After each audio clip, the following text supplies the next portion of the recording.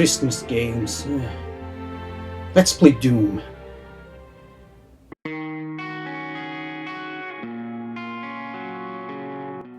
First-person shooters. Back in the day, and I really don't know why you used to call them in your face. I guess it's a POV thing, and if there's a genre that defines PC and video games, that genre might be the first-person shooter. This is a story with more than 30 years, so we need to go way back in time. Although we could go even more into the past, let's travel to the year 1987 and to what's considered to be the first home computer first-person shooter, Midi Maze. Developed by Hybrid Arts and released for the Atari ST, you play as a Pac-Man-like character.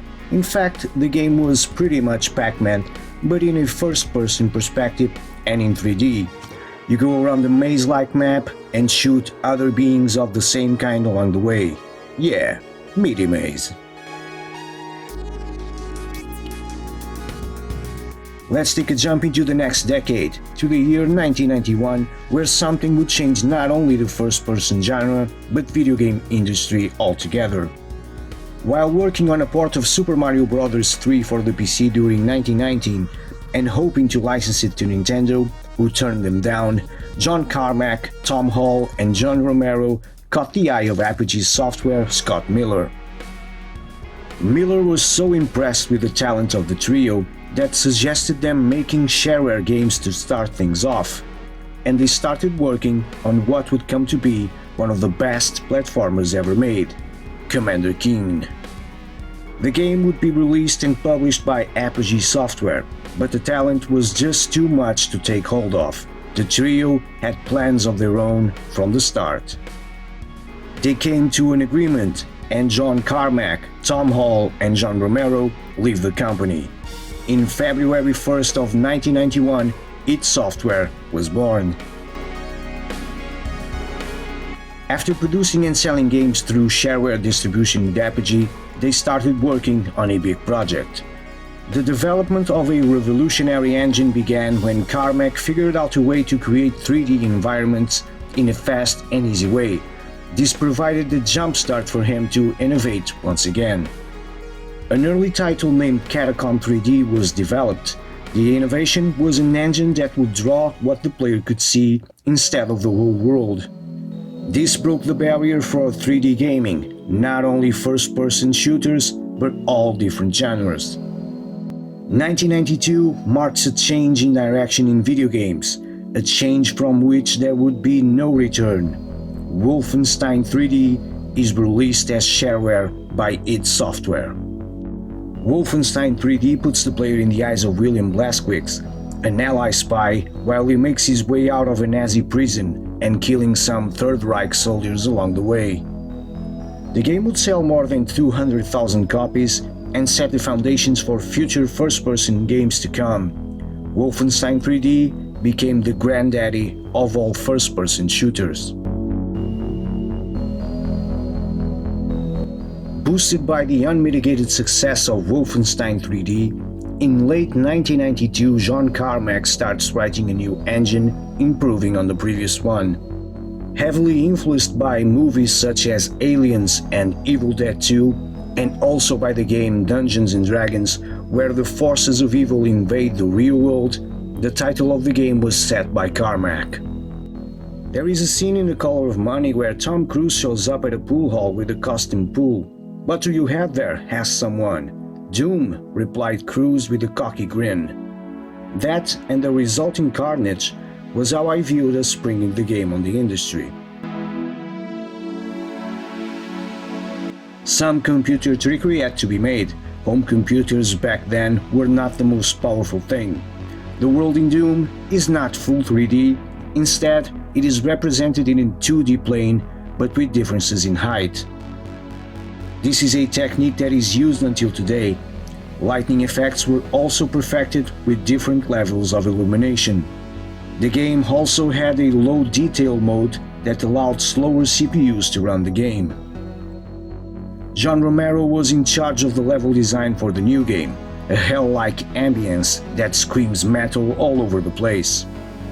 It's a complete maze like hell, full of religious symbols everywhere, dark corners, narrow paths, and lots of flames. Carmack's outstanding engine, paired with Romero's talent of creating an awesome atmosphere, resulted in the big game. In December 10th of 1993, Doom was born. Failing to obtain the license to Aliens, Carmack rewrote the concept and turned it into Tech vs. Demons. The plot to Doom is a very simple one. The background to the game is in the manual itself, while in the game the player is presented with small messages between episodes. The player is in control of the nameless Doom Guy, one of the Earth's toughest, hardened in combat and trained for action. A space marine whose only job is to vanquish the forces of evil of Mars, each with their own weaknesses and strengths. And it is the usual sci-fi story where an experiment goes wrong, demon creatures from hell teleport to the real world, and all hell breaks loose. And it's up to you to clean things up. The future of mankind lies in your hands. No pressure though. So, what really made Doom such a great game? As mentioned, Doom is a first-person shooter that mixes elements of science fiction with horror. The game is presented in episodes, with each one taking place in a different location.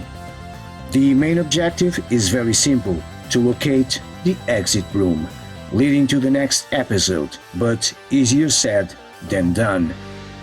Along the way, the player faces numerous challenges. The previous mentioned monsters from hell, pits of lava and radioactive waste, walls and ceilings that crush the player, and locked doors. Those godforsaken locked doors. Why can't just the Doom Guy blast through those doors? Well, he can't because reasons. So getting the right key to open the right door is mandatory, if only he had a key maker. The levels designed by John Romero are nothing short of labyrinthic, full of hidden passages and rooms where the player can find important rewards when exploring it.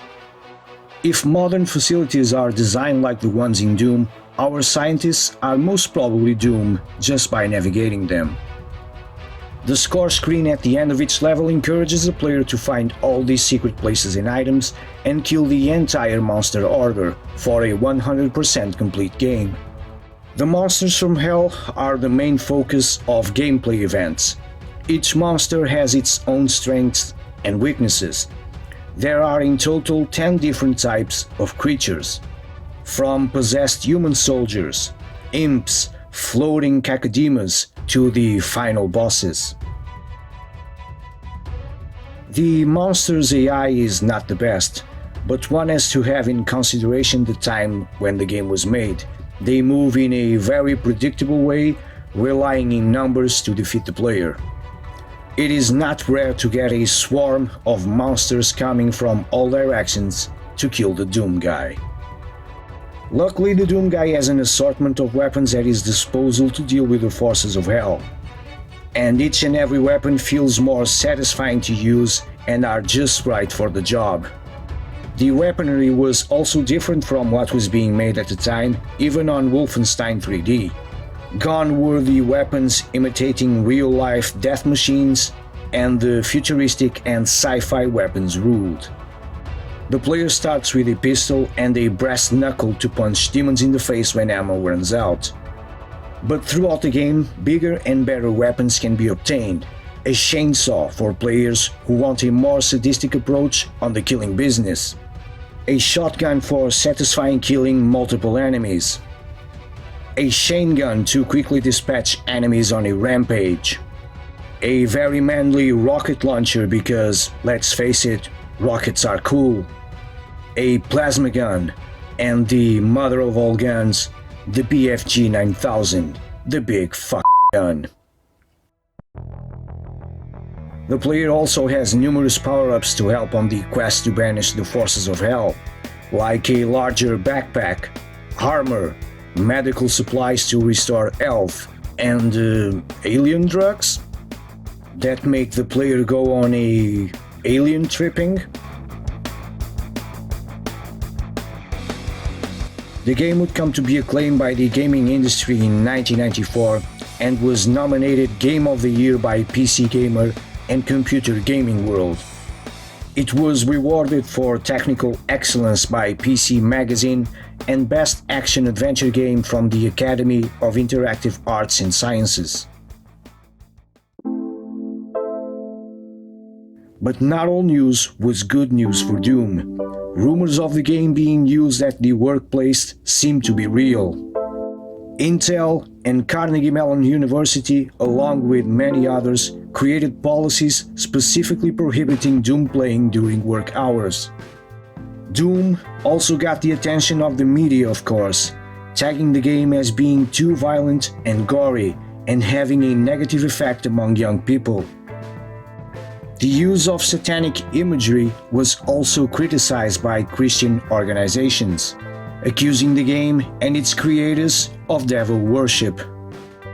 This culminated with unsuccessful attempts by Washington State Senator Phil Talmadge to introduce licensing of this new thing called virtual reality.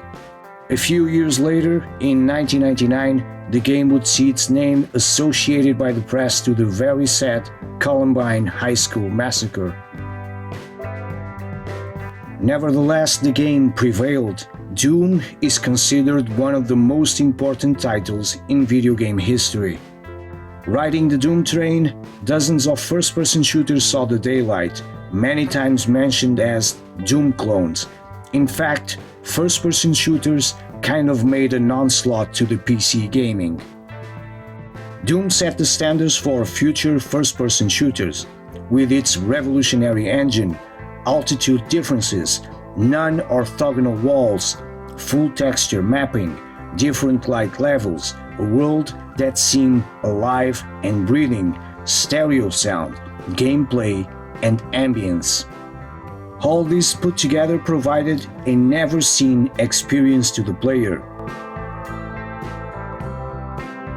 I clearly remember the first time I saw Doom in a friend's house. It was metal and gore and big weapons, monsters screaming in agony. It was the greatest thing I've ever seen. It provided action, adrenaline, and fear, and yet I couldn't stop playing. Someone had to save humanity.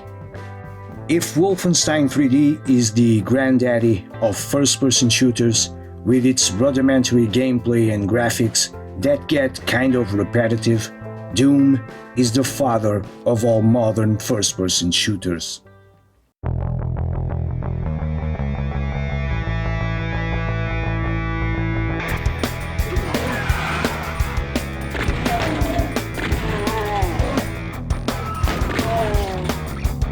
And this is Doom, a first-person shooter that changed the genre and the industry. It's the first-person shooter, and it celebrates its 25th anniversary today. So if you never played Doom, don't waste any more time and do it. The game saw a number of ports to different platforms, so there's really no excuse not to play the game.